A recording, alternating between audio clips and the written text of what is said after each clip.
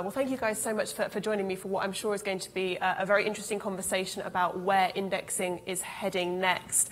We're going to go for a bit of philosophical conversation about whether indexing is always the right strategy, and also get into some of the practicalities of the types of indexes we're seeing developed. First of all, though, I'd like to introduce my panelists. To my right, I have Jana Haines, Head of Index Products for the Americas at MSCI.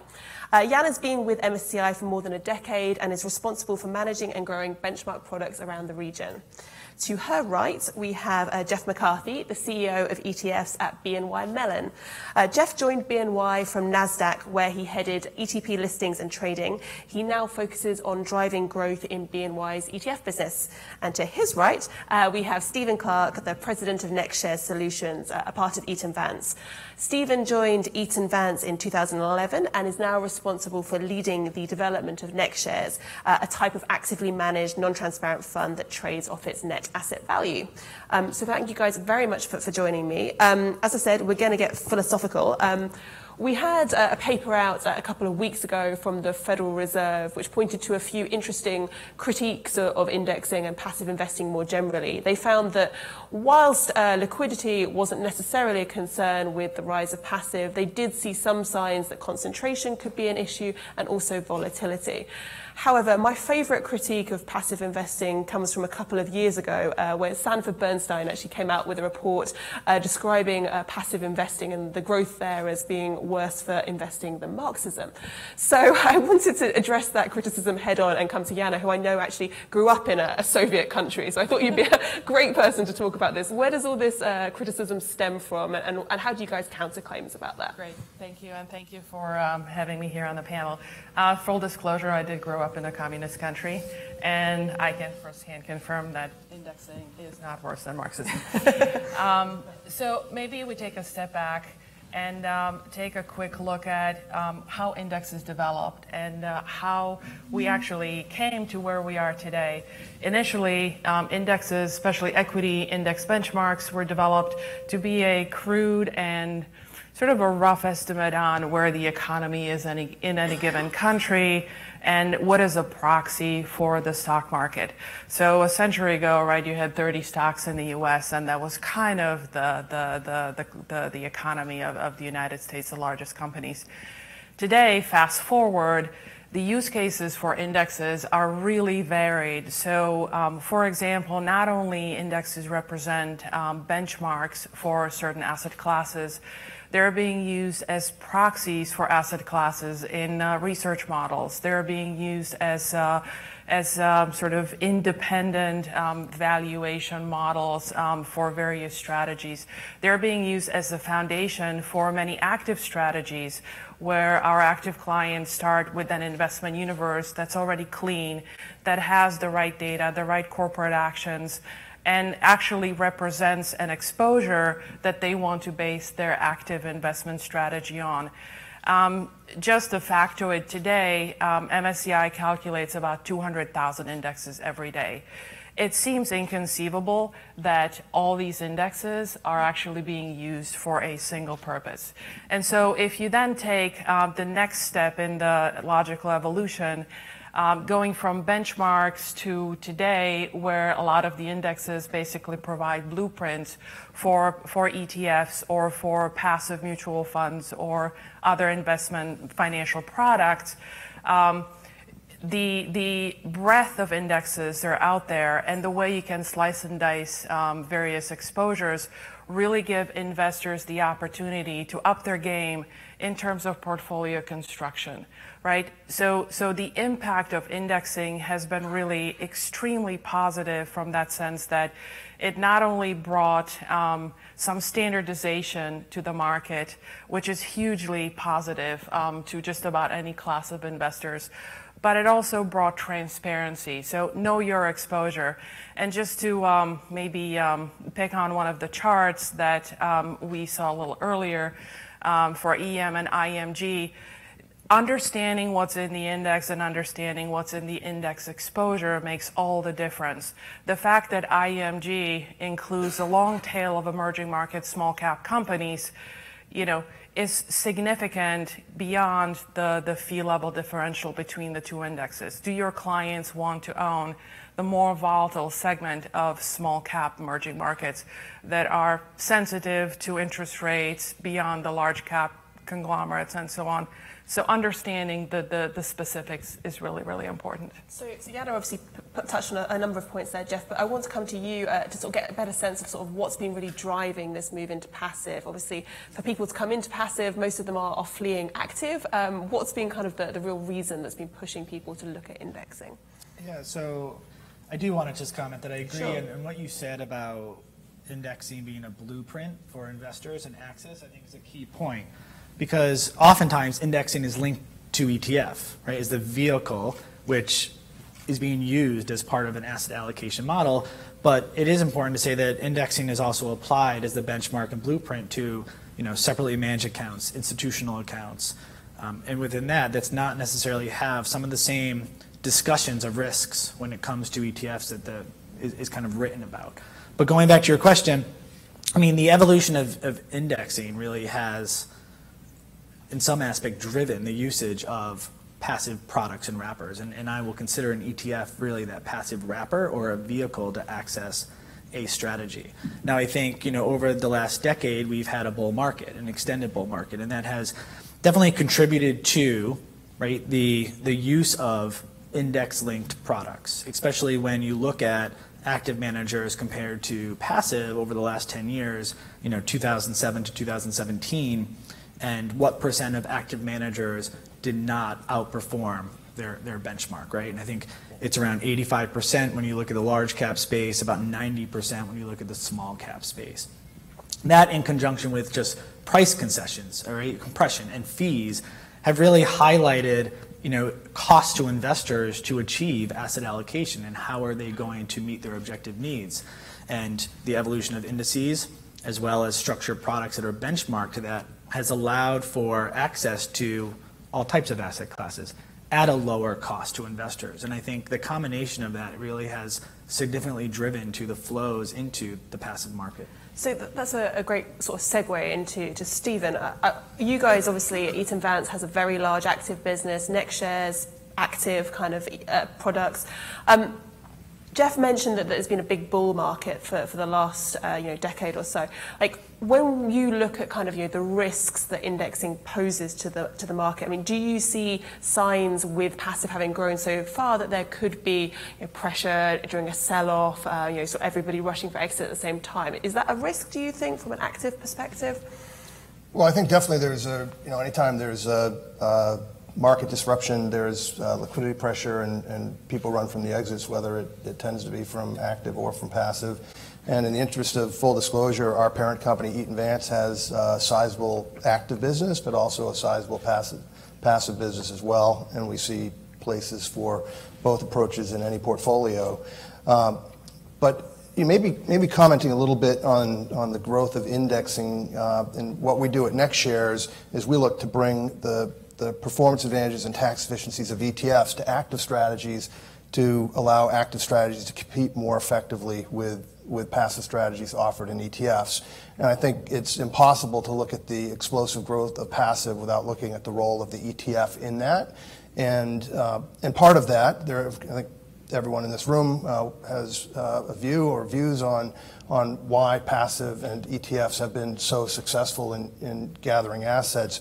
But one of them certainly is that the ETF structure provides for a lower cost access to a portfolio than would, say, a mutual fund. And purely through that structural advantage, we believe there's something on the order of magnitude of 50 basis points or more annually of headwind that mutual fund structure puts on a portfolio that you wouldn't have in an ETF. So, looking back to the advent of the first ETF in 1993, of the universe of long-term funds, 98% was actively managed. You fast forward to today, the actively managed piece is less than 70%, and of the 30+% that's passive, more than half of that is invested in some form of exchange-traded product. So driving that is a lot of that is not only the growth of passive, but the delivery method that passive has in the form of an ETF with lower cost structure. Does that growth in passive, though, create opportunities for active managers that are able to move more nimbly, more time sensitively than maybe somebody that's tracking an index? We certainly think so, and our clients do. And in the coming weeks, months, years, as markets perhaps have less correlation, we'll hopefully see active managers shine. Okay. Jana, I want to kind of turn to you on that front. I mean, obviously, Stephen talked about sort of the place for kind of active and passive. From your perspective, obviously, you're at an index shop. So, I mean, do you see kind of indexing as something that can actually, take care of every strategy, or is there a place for active in there as well? I think that we have a firm belief that investing really is a continuum. So there is a place in the portfolios, and for passive strategies, there's a place in the portfolios for active strategies, and then there is this in-between space that has been growing, and it's been discussed in the previous panels. We call it factor investing or factor indexing. It's smart beta. And the continuum really benefits from one thing that index providers can bring to the table, and that is creating of standards and creating of frameworks. So if you look at the vast number of ETFs today in the market, for example, or any number of strategies, even factor investing, there is such a proliferation of strategies and products out there that almost inherently, we need to be looking at standardizing some frameworks. Just like years ago, we have developed GICS to have standardization around sectors. We believe we now need standardization around factors. We probably need standardization around ESG, which really will benefit the entire spectrum of investment strategies, because investors will then be clearly able to say, okay, I am looking for this type of exposure. We may not agree on the definition of momentum, but we're going to look into the momentum bucket because we all agree that momentum is a factor that we all should be aware of. And it's just clarifying the confusion that's in the market today will, again, benefit the full range of strategies. I mean, Jeff, to that point, I mean, sort of cutting through the noise, I guess is what Jana's saying here, is that we need, given that we've seen such a huge proliferation in ETFs generally, but specifically, smart beta products, which, as Jana pointed out, sort of have a huge variety of different factors and a huge variety of different ways to calculate those factors. How do we as an industry kind of go about sort of making it kind of clearer to investors what they are actually buying when they have so many choices out there? Yeah, so I think you can kind of dissect it a few ways. So one is I do believe more definition and disclosures that are consistent, right, around how these factors are being applied and how indices are calculated as well, right? Because I think, if you just back up a little bit and it kind of weaves into passive and active, right? And then the different vehicles and can they coexist? And I agree, I believe that they can. And even, our firm, when we talk to our wealth manager clients, when we look at, our asset management business, we will look at strategies, right? And then determining what strategies we want to offer in the market, what our institutional or retail customers may be buying, and then saying, okay, how can we deliver that strategy to investors? That could be in a separately managed account, that could be in a mutual fund, that could be in an ETF, or it could be in a collective trust, right? So there are many options there, and I think it's twofold in guiding investors. One is defining the vehicle, right, and letting investors know what the positives and what the negatives potentially of that structure is, right, what the benefits of that structure is, and then the definition of the strategy. And if it is a smart beta, if it is index linked, then what is momentum? What is different factor based? When you get to fixed income, right? How are factors on yield being calculated? I think further definition and disclosures would benefit to bring consistency to the market. That's interesting. And Jana, you mentioned kind of ESG in this kind of context as well. I mean, obviously the two are sort of different in that smart beta has seen quite a large number of assets, whereas ESG certainly in the US hasn't as yet.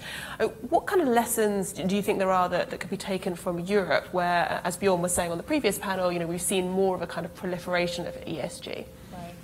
That's a great question. I think there are a lot of people today, they're trying to figure that out. So in Europe, what we see primarily as a driver for the ESG adoption is simply regulation. So a lot of the European governments actually have regulations in place that mandate, for example, in the UK, all the DC plans have to provide an ESG flavored option for their investment strategies. So it's things like that in Nordic countries. The regulations have been in place for a long time. So in many ways, we believe that in those areas, ESG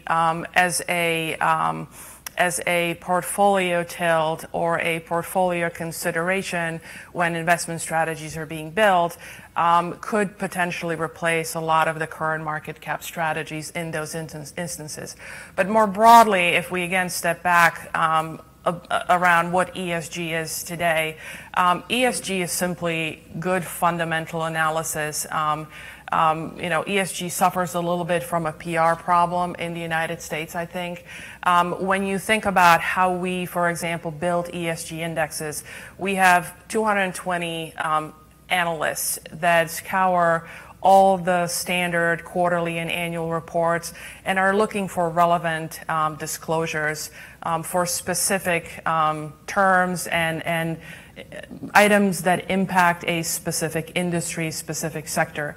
Aggregating that data and making that data available to investors, whether you call it an ESG strategy or you call it simply good investing or good investment disclosure, again, puts more information in the hands of investors and hopefully will lead to better investment outcomes where investors empowered by this information can actually press companies for better disclosure, or they can press companies for investments in areas that actually impact what the investors care about. So ESG is not just about governance. It's not just about environment. It's not about social issues. It truly is about better investment outcomes over the long run. That's how we view it. And again, applicable not just for indexed strategies, but applicable kind of across the entire investment universe. Go, Jeff. I was going to say, to add that, I think ESG in this form in ETF somewhat gets a bad rap, meaning ESG investing is not new, right? It's been around for a while, and really what it is, it's feel-good investing, right? It's conscious investing, and I agree, a lot of regulation in Europe has accelerated that, especially at the institutional level, which you do see coming to the U.S. and other domiciles. I mean, asset managers a lot in RFPs to get investors to invest in their products. If it's a sovereign fund, it's a pension fund, whatever it is. There's questions on all those RFPs nowadays of what is the firm's corporate policy towards ESG principles and where they invest, right, ducktails into that. But because ESG investing has been around for a while, right, and a lot of it is in certain plans, it's deeply rooted in mutual funds or other vehicles that are outside the ETF today. And so, people will sometimes talk about ESG ETFs not gaining foothold. I would probably argue that I think they will over time, just like other strategies within the ETF wrapper, but mutual funds do have a strong foothold within that, I'm going to call it segment or asset class strategy right now, because they have been around for a lot longer. They have more of a track record and sometimes the types of investors that are going into those products. So I think we will see more ESG ETFs grow. And in the last, I think, 2016 and 17, you had 60 new ESG ETFs, right? So they are still fairly new. Well, to that point, Stephen, I mean, in terms of kind of, how easy it is to index a strategy like ESG versus doing it on an active basis, I mean, do you think that kind of, ESG is one of those that, to Jeff's point, will kind of like gradually grow in the indexing space as people get more accustomed to that concept? Or is there still really a place for active and, sort of maybe like private equity or venture capital, actually it's best done by active managers who aren't constrained by an index? Well, first, I'm definitely not an expert in ESG, Sure. But our parent company has an affiliate, Calvert, which has been in the space since 1976 and running funds in the space since 1982. So to Jeff's point, certainly not something new. I think the popularity of ESG and SRI is growing, but with it is an educational process that needs to take place where I think there's still a bit of a stigma that you're giving up something if you're doing good with your investments, that you're perhaps sacrificing performance. And while I can't speak for the folks at Calvert or Hartford Funds, one of our clients that has a global impact fund they run, or that Wellington sub-advises on their behalf, I think they would tell you their performance has been quite good, and perhaps it's better than as a result of the choices that they make to run a beneficial portfolio that has an impact and is socially responsible. So I think as that message gets into the marketplace, that increasingly that performance is not something that needs to be sacrificed in order to do good while you're investing, I think we're going to see even more growth in this space. Jeff, Jana, do you agree with that? Is returns, sort of one of the big hurdles to adoption here? Jeff, maybe you go first. So I believe that ESG investors are slightly less concerned about the return than where they are putting their money. They're the social or the conscious decision to invest in those types of products, because that's what leads institutions to satisfy certain governance requirements. And certainly when you look at retail and the millennial populations, even though it's a very broad definition of a population, right? They're investing in strategies or areas that they believe in. So I don't necessarily think that return is the biggest factor with the ESG versus... Well, that's really interesting, just to cut in there, because, I mean, Jana was making the point about, ESG being all about governance. Now, that's not as easy a sell as kind of saving the whales to a millennial audience, right? I mean, could that be one of the reasons why ESG perhaps hasn't found a home in people's portfolios yet? I think it's a factor. I would just add that there is not just one way to invest through ESG lens. There are many different approaches to how ESG can be implemented in portfolios. And in the past, it used to be kind of the negative screens. You go X tobacco or you go X something that you don't like, perhaps. The more modern and the newer way to invest with the ESG lens is really an integrated process where the ESG data and the transparency that the ESG frameworks provide actually are the input into the portfolio from the ground up. And so then you can make a case for investing in very, very broad index-based ESG tilted strategy, or you can make a case for using that transparency and using that ESG data to build a very active and concentrated and topic or theme specific portfolio. So it really works up and down, but the key to the whole space is the transparency. So I want to move from talking about kind of the products and where we're seeing growth there to talking about kind of how indexes themselves and indexing itself sort of deals with some of the kind of business pressures. And we obviously spoke on the previous panel with Dan and Bjorn about some of the cost pressures. And Jana, I wanted to come to you on that just to get a sense of kind of how you sort of deal with the squeeze on margins, sort of as people push back against sort of paying too much or paying what they have been paying perhaps for their indexes. So I think, again, when you look at the indexing world, the number of use cases for our indexes is tremendously broad. And so ETFs and passive investing and asset-based fees is just one sliver of that entire book of business.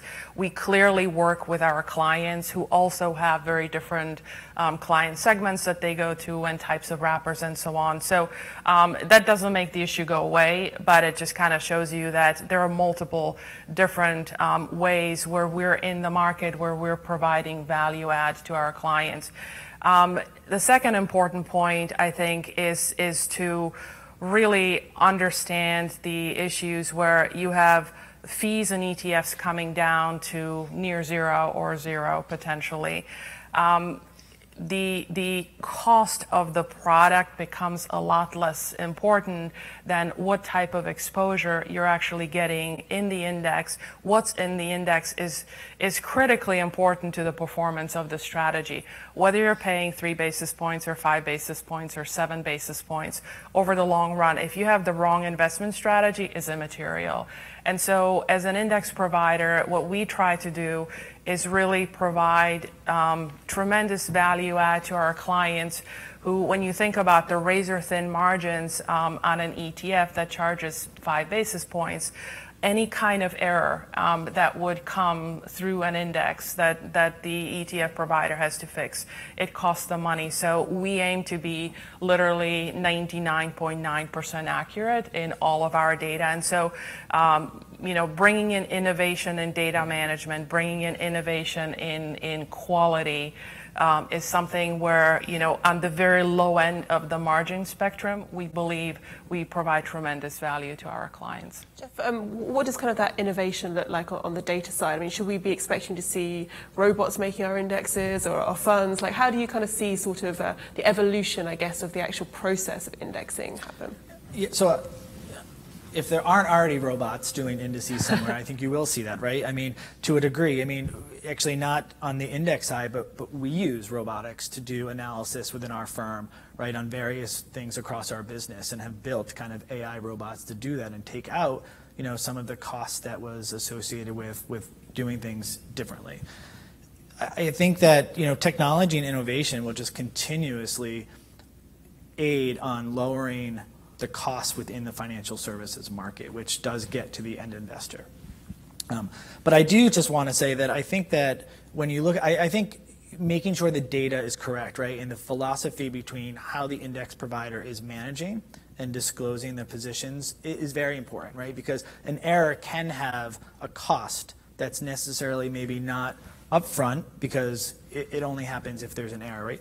But I do believe that on core index-based strategies, so core S&P, core Russell, core strategies, and also delivered in ETF format, cost will be a large factor in the growth of those products, because now you're delivering core strategies, and it's who can deliver that cheaper, effective, and also, right, in a risk-adjusted way, we'll see the growth of those products. I think when you go outside core strategies, the fee is less important today because there is more involved with that, striking that strategy. Do you think, therefore, that we'll see sort of more of issuers kind of sort of taking the bull by the horns and indexing their own products and maybe not going to MSCI for everything?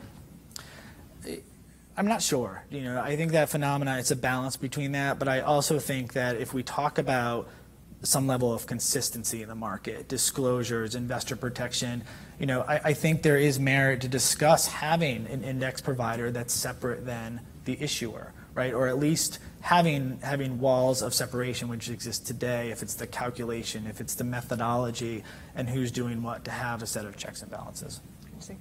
I can actually comment on that because we get this question all the time. We do believe that self-indexing will continue growing.